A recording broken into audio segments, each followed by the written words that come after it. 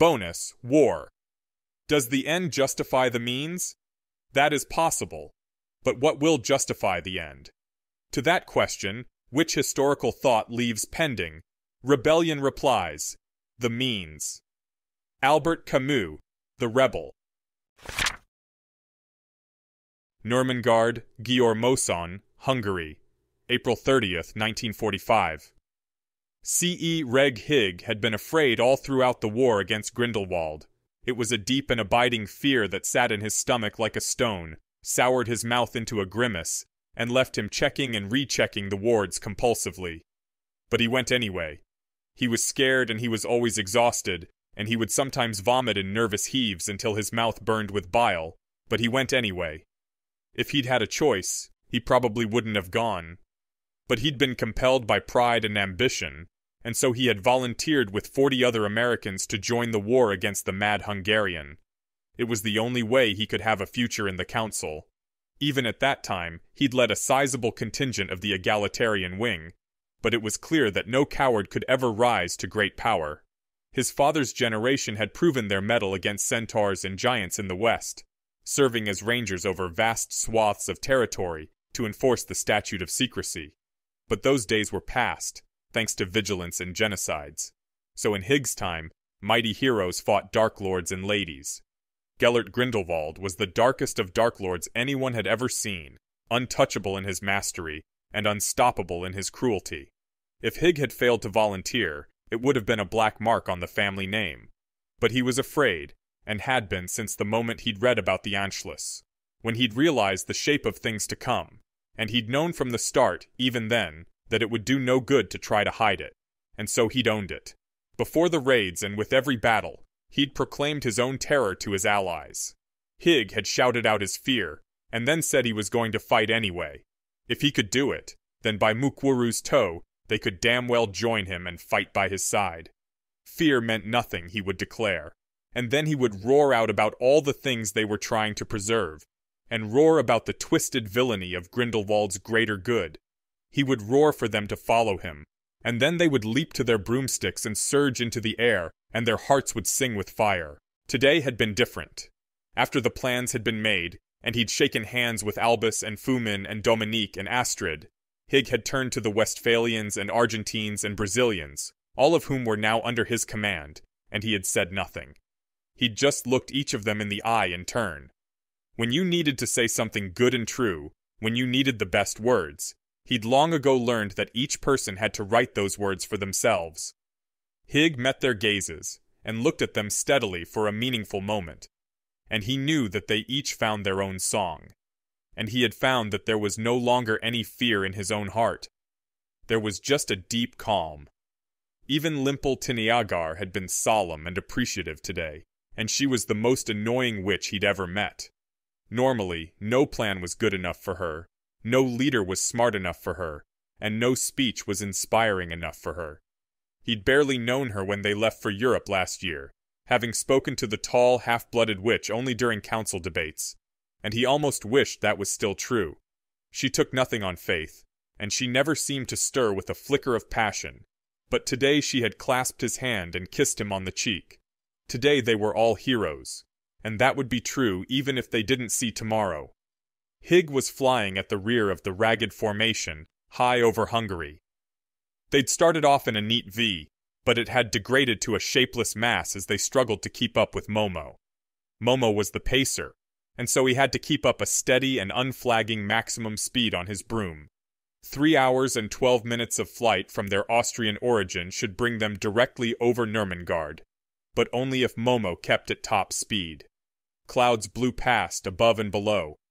A dense floor of puffy cumulonimbus anvils and a wispy ceiling of cirrus scratchings. Hig wondered if you could practice Neladoracht from within the clouds, and if so, what their fortunes would be today. This would be a day of beginnings and endings. But whose beginning and whose ending? They were something like 20,000 feet above the ground, breathing easily and staying warm with magical assistance. But Hig was still relieved when Momo brought his broom to a swift halt. Most of the Americans overshot him and had to swing back around. They gathered around Momo, many flexing stiff fingers or shifting in their perches. 2 groups of 6 separated out from the rest, sorting themselves into Aleph Group and Beth Group. The others divided themselves into groups of 12, Gimel and Daleth groups. It was difficult to speak. Something about the way the sound traveled through the intervening air between 2 bubblehead charms distorted it badly, but it had all been arranged beforehand at Dumbledore's direction. The Americans were here to destroy the dogs, and so very much depended on their success. At Higgs' hand signal, all 4 groups shifted their positions and began swooping downwards in widespread formations, and the assault was on. It took about 15 minutes to descend. Several of them kept up protection spells, while others worked on keeping them as hidden as possible, while still others tried to pry a clear way through the detectors as they were encountered. They met success in all 3 tasks, not surprising, considering the assembled might of the American Expeditionary Force and their careful preparation for the day's attack. Soon, Nurmengard was in sight, jutting into the sky at them like an accusing finger. The fortress was a single thick tower of black stone, square and solid, topped with a ziggurat. It was built into the face of a cliff, overlooking wide plains of grass. Giant natural statues of Karst from Book sat lumpily in the fields around Nurmengard. The bulbous gray rock formations might normally have been beautiful, but in this context they seemed eerie and organic. Higgs' gaze was drawn to a sky platform that hung in the air over the fortress. There was a guard, and Higgs saw when the man noticed them. Curses rained down and took the sentry down, but not before he raised the alarm. That was all right, though. That was the plan. Within a few minutes they were within 100 yards of Nurmengard, and the guards, the Hernukai, were pouring out. The 4 squads separated, moving to assigned places. Gimel Group and Daleth Group, Higgs' own, engaged. They swooped in and out, diving as if they were seekers, and dodged curses. The Americans concentrated on their defenses, working together to support shields. As was usual, each of them had paired off with an attacker in that odd instinctive way that happened during a battle, and the matches appeared to be even ones for the most part. Stunners whipped up and down, and a few found their marks. When the Americans were able, they cast Deprimo on the ground around their attackers, trying to disrupt footing and generate mayhem, and several of the witches in Gimel also began emptying out mokeskin pouches full of bluebell flames. The Hernukai spent some time in attacking with fumos and other gaseous effects, perhaps not realizing their attackers had bubblehead charms on, or perhaps hoping to disrupt their vision, before settling down to more traditional stunners. They had the red handprint insignia of the Virs Kazek on their robes, so perhaps they were too used to murdering muggles. The Red Hands had been last deployed to Poland, as far as Higg knew, and they had left that area a bloody ruin. Meanwhile, Aleph and Beth went to the side of Nurmengard that rose straight from the cliff below. Higg saw them swoop away from the corner of his eye as he swerved his broom to avoid a curse. No defenders could come out on that side to try to curse them, and there were no windows. As long as they kept very low and close to the wall, they'd be almost completely obscured.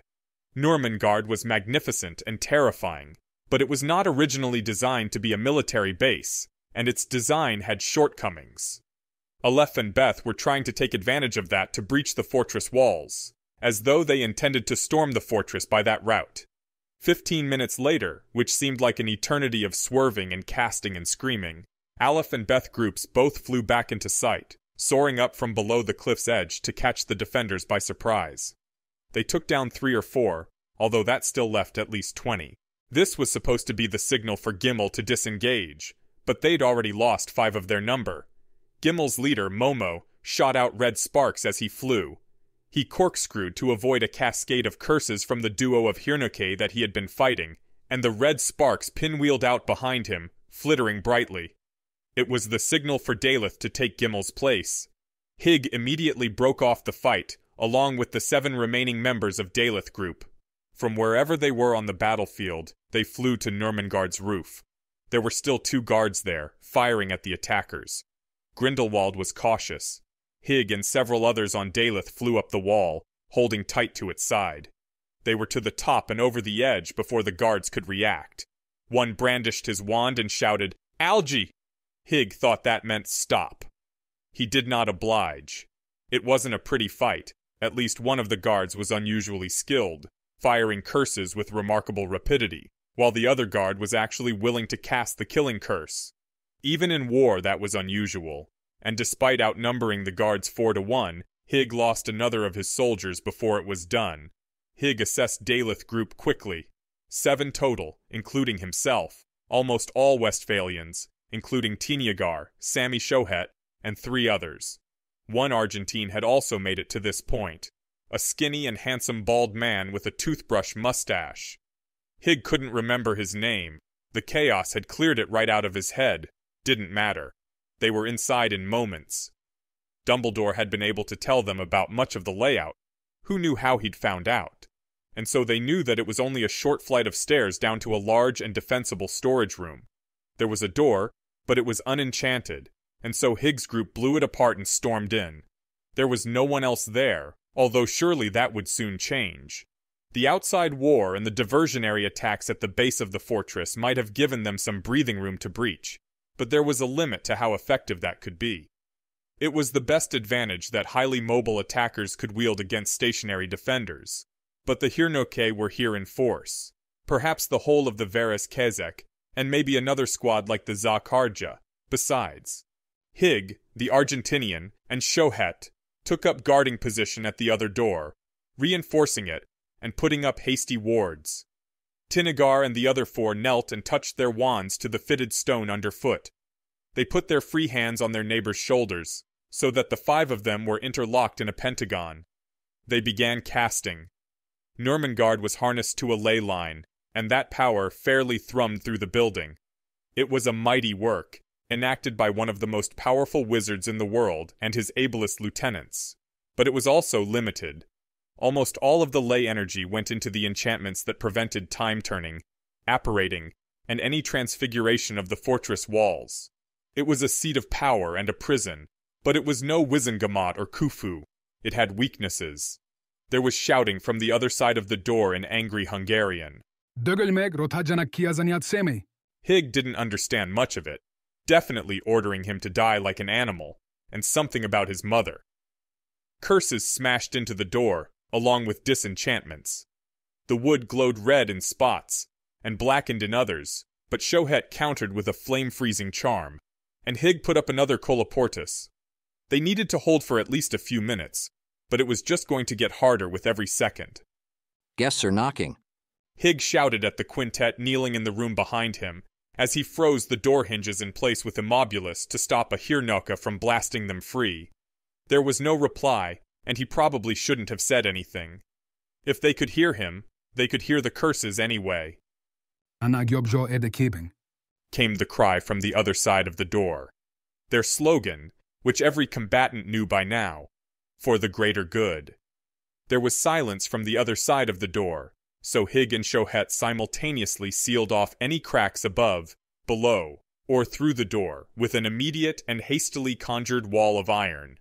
If your opponent was silent, then they were probably transfiguring something nasty that would drown you in your own blood with noxious gas. They never found out if they'd been right, or if the Hirnokai were just deciding what to try next, because Tiniagar and the other 4 suddenly succeeded in charming the floor beneath them. One moment, the 7 members of Daleth group were trying to guard a door, and the next, well, it was as though the floor dropped right out from under them without actually moving. The butterball charm was weak, but it was enough so that all 7 of them and all of the storage lockers in the room slipped right through a floor that was suddenly too liquid to support them. There was a tremendous crash and painful thump as everything and everyone in the room dropped down through 7 feet of fitted stone right into the room below. This was their objective.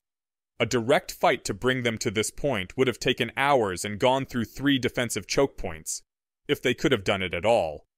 Dumbledore had said that a quick swim would be easier, and he had been right. He had also been right about what was in the room. 7 orange crystal balls, spangled with glowing red stars. Satomi's dogs, spoken of in legend and acquired by Grindelwald at a terrible cost. Dumbledore was wrong about one thing, though. He'd said that Grindelwald would trust no one with access to this room, but there were 3 people waiting there. One of the defending Hirnokai was crushed by a storage locker, hammered into the stone wetly, but the others barely even paused in their surprise. Instinct took over, and the defenders, Za-Karja, as Hig had thought, attacked. They got off 3 curses in a matter of moments, while Hig was still struggling to find his wand in a slurry of liquid stone. Stupefy! Stupefy! Avada Kedavra. Shohet fell, stunned and then murdered in quick succession. The Argentinian fell stunned. Hig found his wand, as did another member of Daleth, but it was still too slow. Stupefy! Stupefy, stupefy. The Latinate curses had the raw accent of Hungarian, but they were no less effective. Attackers dropped stiffly to the ground. By his count, only Hig was left. Still, only one person was needed to smash these damn crystal balls. He raised his wand and successfully cursed one of the 2 defenders. Stupefy. And then turned his wand to cast again in quick succession. Not quick enough. The other Hirnoka hit him with an Immobulus in the same instant, and Hig felt his body stiffen. He leaned to the side, caught in an awkward position with one arm thrust forward, and felt himself tilt until he came to a rest against the wall, still upright. The Hirnuka must be a Legilimens, and want quick answers, Hig thought, cursing inwardly. He was not a Ocklemens, and couldn't close his eyes while frozen. The Hirnoka stalked over to him. She was a nasty-looking woman. Not that Hig thought he was any prize, but this witch had long curving scars all across her face. They looked like punishment, but she had the sword emblem of the Za-Karja. They might be a point of pride. Vejet vetnenk minden senvedesnek. Megalitanatok minket, bolondok. She spat at him through cleft lips. He had not the faintest idea what that meant, and he couldn't have answered if he'd wanted to. His heart sank. If Satomi's dogs remained intact, then everything was lost. Expelliarmus, Called a voice Hig recognized as Tiniagar's. He'd miscounted. The Hirnoka's wand was ripped from her fingers and soared over to Tiniagar, who was still rising to her feet. The American snapped it neatly out of the air, and darted her wand in Hig's direction just long enough to innervate him. Hig went sprawling against the wall, choking on a magically sustained breath. Hig, you okay? Tiniagar called, leveling her wand back on the Za-Karja. Yes. He gasped. Don't wait, just do it now. Every second they delayed was another second that Grindelwald was channeling power through these crystals. Hig didn't understand how it worked. He suspected that no one but Dumbledore and Grindelwald could have even hazarded a guess, but they were some vital part to Grindelwald's invincible strength. This was April 30th, and every part of the plan had to go correctly. It was a masterpiece of strategy and tactics, and Hig had been left in awe when Momo and Dumbledore had devised it, but it would all fail unless they destroyed Satomi's dogs. No time for discussion. Reducto. Cast Tiniagar, leveling her wand at one of the dogs. It exploded into pinkish glass dust as the blue bolt struck it, destroyed in a moment. Tiniagar paused to gather her strength into her tall and thin body, then moved from one dog to the next, destroying each of the 7 in turn, as quickly as she could. Above them, Hig heard an explosion, but it didn't matter that the rest of the attackers were soon to be storming down upon them, since Tiniagar had just turned and obliterated the last of the crystal balls. Hig readied himself, even as the Hirnoka snarled something completely foreign, heavy with bitterness. Latuk ayos latukat estujuk, hogi meg gyozni fogunk. Les ege ember akit avilam meg gelult es okiol chamaid achilagokat. Tiniagar cut off any more chatter from the Hungarian with a curt stunner, then turned to Hig. We did it. Yes, but it will, I think, be the last thing we do. Hig moved to a corner of the room. They'd have to drop down to get him, and he'd get a clear shot at the first one at least. He wished they had the time and strength to revive their frozen friends, but that would just leave them unable to defend themselves when the attack came. As she mimicked him and moved to a different corner, Tiniagar said, It was worth it. She glanced at the stunned enemies. I can't abide this nonsense about the ends justifying the means, about how they want to fix everything, so all the murder and madness is worth it. Tiniagar raised her wand and set her features grimly. I don't care what kind of good you think you're going to do, and I don't care what kind of person you think you are. It's your actions that matter, not your goals. To the pit with tyrants and all their people. Her kind of irreducible skepticism had its uses. He shouldn't have been so hasty to judge her. Not that it mattered now. Hello, Reg, Sammy? Hig blinked. He called up, surprised. Momo? Yes. Called his ally. Get up here. We can't block the corridor much longer. We need to form a line of defense. But before he'd even finished speaking, Hig and Taniagar were beginning to innervate the fallen, except for poor Shohet, as quickly as they could manage. That wasn't very quickly at all, given their exhaustion. But it was fast enough that 6 witches and wizards were able to join their comrades before the Hirnoke could break through to them. The Americans' blood was up, and they roared their anger when the Hirnoke came, the remains of Varys Kezek and Za Karja. The Hirnoke shouted their own fanatical screams in return. And there was war, bloody and bitter war, fought in the halls of Nurmengard and atop its battlement. Many died that day, and others would long bear the curse scars for years to come. You probably know the rest of the story, or at least you know the romantic parts about Dumbledore and Grindelwald, and how ambition soured into madness, and love curdled after a single tragic accident. Certainly you know about the great duel between the two.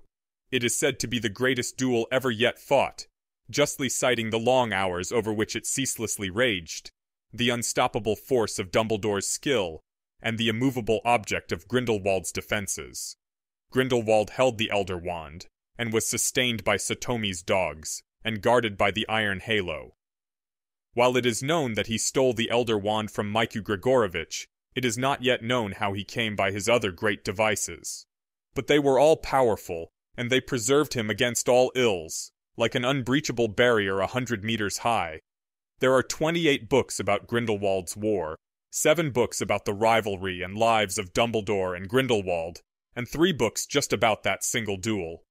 And yet it is certain that he would never have fallen, Dumbledore notwithstanding, all else notwithstanding, had the Americans not succeeded in breaching Nurmengard and destroying Satomi's dogs. Reg Hig learned something about Limpel Taniagar that day. He learned about her steel, and he learned her value. And Hig took her words about the greater good to heart, too. He would remember them. Helium almanim hanve blimdim vesbibn aim havetias lemvet. Kahveln vegvisten vel kahal hahim savra mesahar erka hemvet. Bimim advmim sahal prifta vidmim blilvta sahavrim sal yavesash. Brim bika prim at tiglavn rim vliv hagnhav kahvesash. Lag visan besavat kamver bdim kardiles hapka bunkar at demon ve arties vanve. Lahivt lavram bi hrin halvan ve lemvet bud art sanv anhanv nipvel brhavavt. Beptim ik braven blul blat.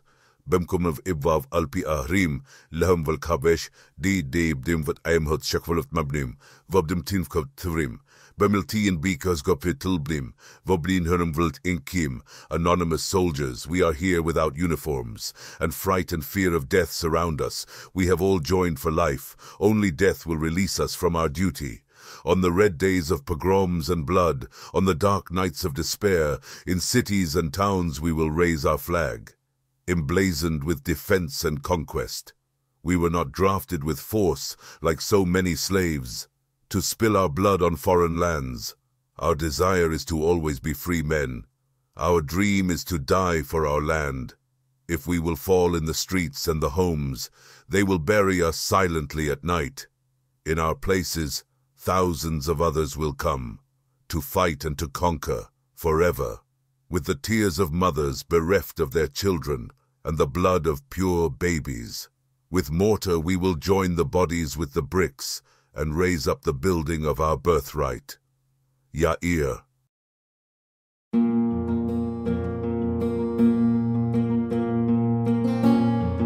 This has been an AI reading of the Harry Potter and the Methods of Rationality fanfic, Significant Digits, written by Alexander Debus. You can find the original text at anarchiashhyperbole.com. The voice for this project was provided by Aeneas Brodsky. You can hear his true-voiced audiobooks at hpmorpodcast.com. If you enjoyed this podcast and wish to help support the creation of others like it, you can visit patreon.com/AskWhoCastsAI or subscribe to this Substack. Thanks for listening.